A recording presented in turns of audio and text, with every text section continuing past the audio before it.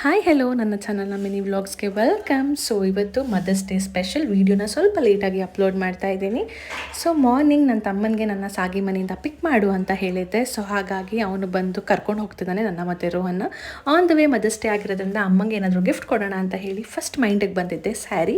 So ಅಮ್ಮನ ಹತ್ರ ಯಾವ ಕಲರ್ ಇಲ್ಲ ಆ ಕಲರ್ ಸ್ಯಾರಿನ ನಂಗೆ ತುಂಬ ಇಷ್ಟ ಆಯಿತು. ಸೊ ಅದನ್ನು ಶಾಪಿಂಗ್ ಮಾಡಿ ಆಮೇಲೆ ಈ ಸಲ ಮದರ್ಸ್ ಡೇಗೆ ಅಮ್ಮನ ಕೈಲಿ ಕೇಕ್ ಕಟ್ ಮಾಡಿಸೋಣ ಅನ್ನಿಸ್ತು.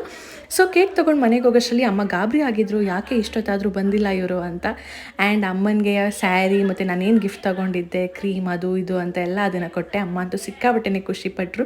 ಅವತ್ತಿನ ದಿನ ಒಂದು ಟೋಕನ್ ಆಫ್ ಲವ್ ಥರ ಅಪ್ರಿಸಿಯೇಟ್ ಮಾಡೋದು ತುಂಬಾ ಖುಷಿ ಕೊಡ್ತು ಅಮ್ಮನಿಗೂ, ನನಗೂ ತುಂಬ ಖುಷಿ ಆಯಿತು. ಅಮ್ಮ ಚಿಕನ್ ಬಿರಿಯಾನಿ ಮತ್ತು ಚಿಕನ್ ಫ್ರೈ ಎಲ್ಲನೂ ರೆಡಿ ಮಾಡಿದರು ಅವತ್ತು ಸಂಡೇ ಆಗಿರೋದ್ರಿಂದ.